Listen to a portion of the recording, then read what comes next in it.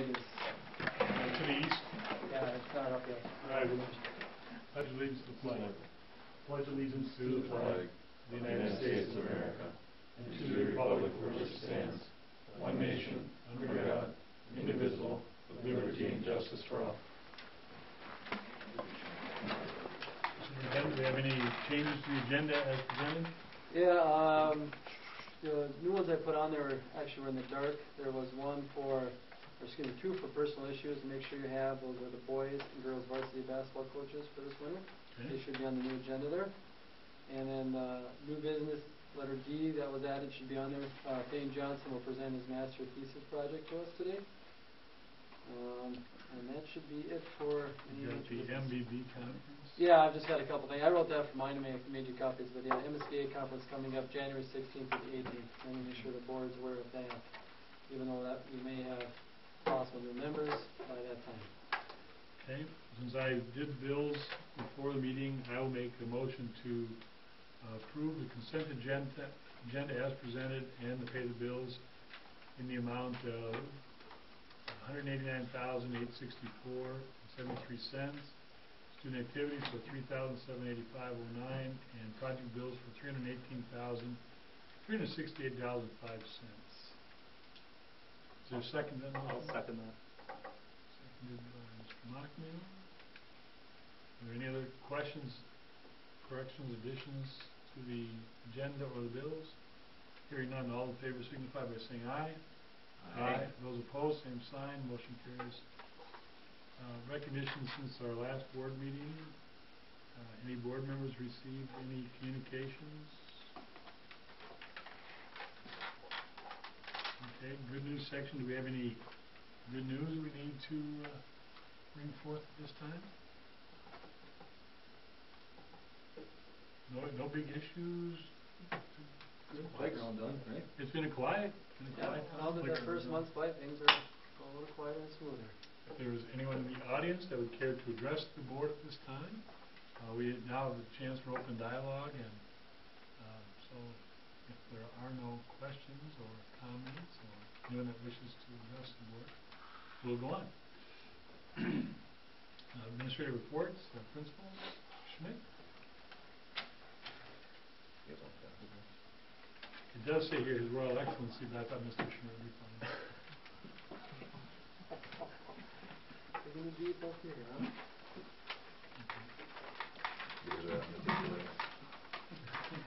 I think the project's ready. Just a few things for me.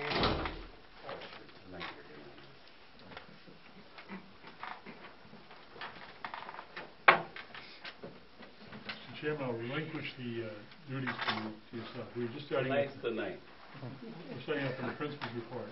His Royal Excellency, Mr. Schmidt, will be discussing his. They were going as fast as they could before you got here. That's right, we were trying to get done.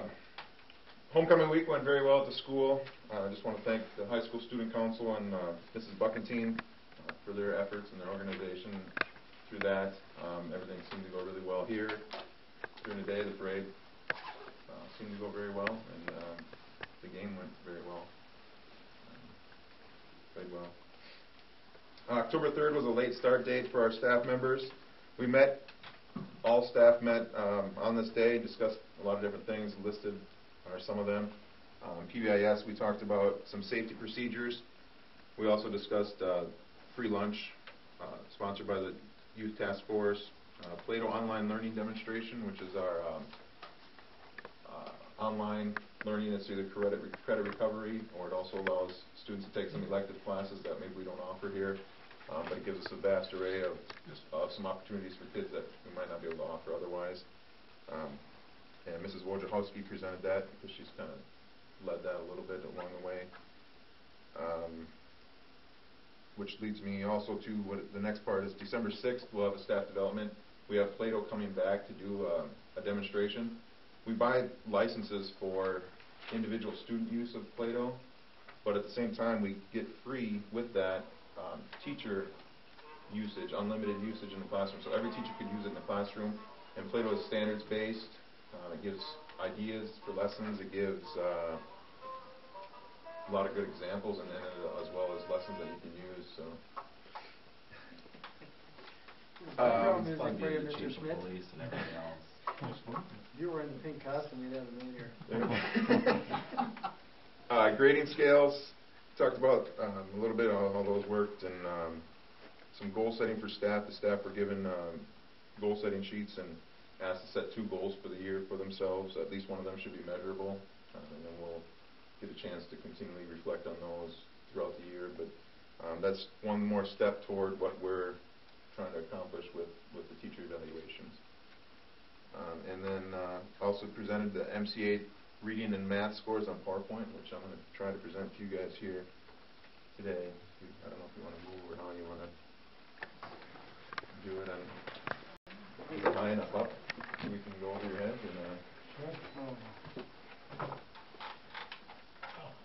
We'll see if the glare reflects up. I'll get that. While that's loading, or turning on the back side of your papers, there was also a harassment letter sent to students and parents of 8th grade students. We've had a few reports of incidents that were borderline sexual harassment, and we wanted to kind of nip those in the bud and make sure those weren't going to happen again. But the students were talked to by Mr. Skoblik and myself. And we just described what some of those things might be, and then we described some of the repercussions that could take effect if those were to continue. So it was more of an educational type of thing. We also sent that note home for parent signatures, as you can see on the bottom of it. And just so the parents are aware of it, so if you happen to call one of them regarding their son or daughter, then they would be aware that there is a policy in place and we're going to abide by it.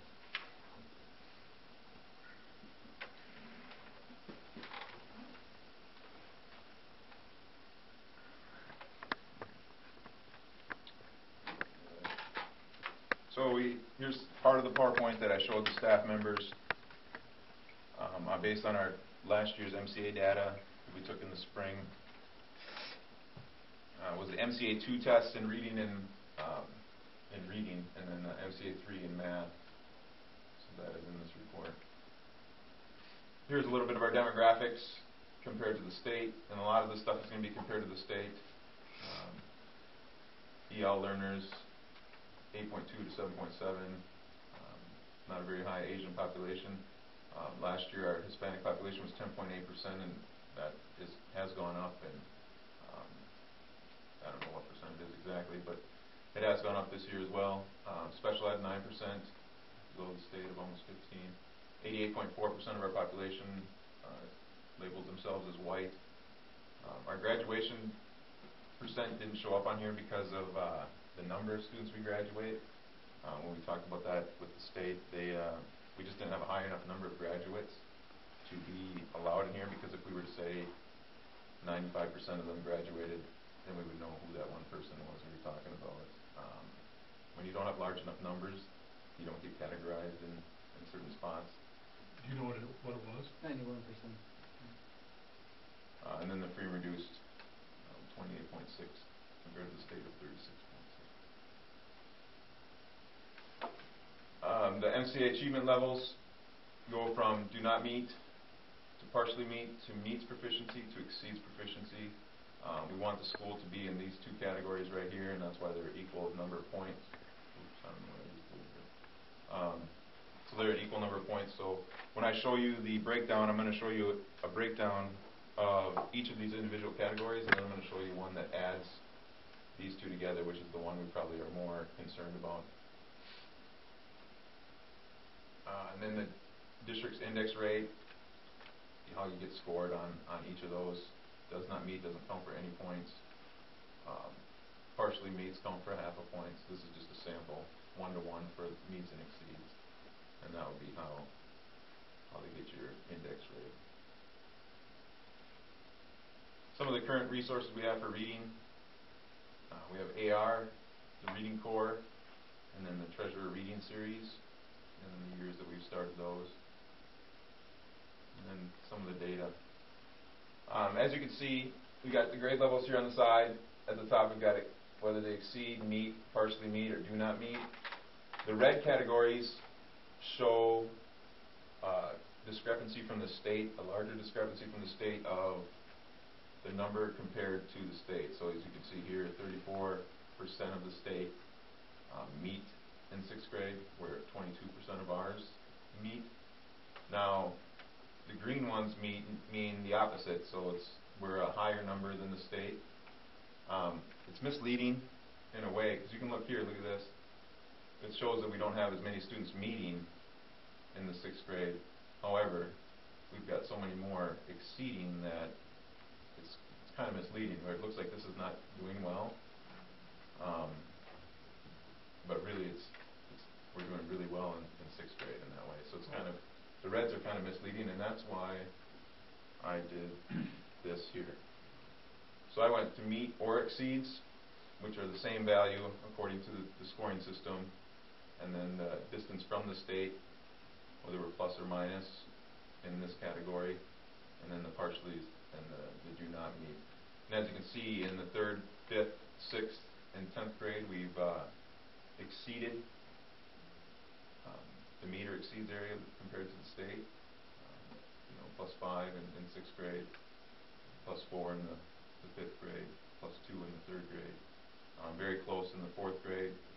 Pretty good discrepancy in the 7th grade. A lot of partials though, and a lot of kids that were really close to getting to the meeting category. And then also close in the 8th grade, and then exceeded in the 10th grade. But I think this is a better indicator of where we stand, because the reds and the greens on that page before kind of mislead you, and you're like, oh, we're not making it on the meet category. Well, that's because we have so many exceeding. And then broken down into special ed, you can see ours is the blue line in the trend from 2008 to 2012. The ones I'm showing you here, a lot of them stay the same, the groups, and that's why I'm showing you them. The special ed group stays pretty much the same group along the way, and you can see that we're right around the state average compared to that. The one thing that might move here is we might have had a couple students go to the high school, and so they might have gone up. So you'll see here in the high school one, I believe,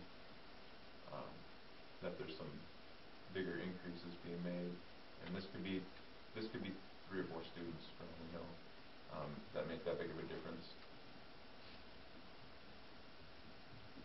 So that special ed secondary is doing well, increasing. Free and reduced lunch compared to the state, you see a steady growth with the state, where we're a lot more volatile because of the numbers of students that we have and the numbers we have in each group, but above the whole time. Same thing with the secondary and free and reduced. Here's one that's all over the place. English learners. Again, a few students can make a big difference here, whether it's down or up. It's tricky to tell, but this could be a result of maybe some of the better EL students moving to the high school, or maybe moving out of the school, or different things like that.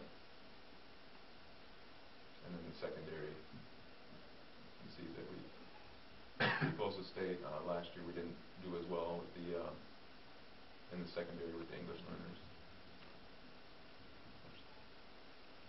Okay, any questions with the reading? Going to the math, a couple of the programs that we use for math are the Saxon math books, and then the accelerated math. Here's the breakdown of the 4 different categories: exceeds, meets, partially meets, and does not meet. Again, it can be misleading. You see that 63 to 42 and 31 to 19. Here we're 12 off, and here we're 21 above. So when I go to the next screen, you'll see how the meets and exceeds do well.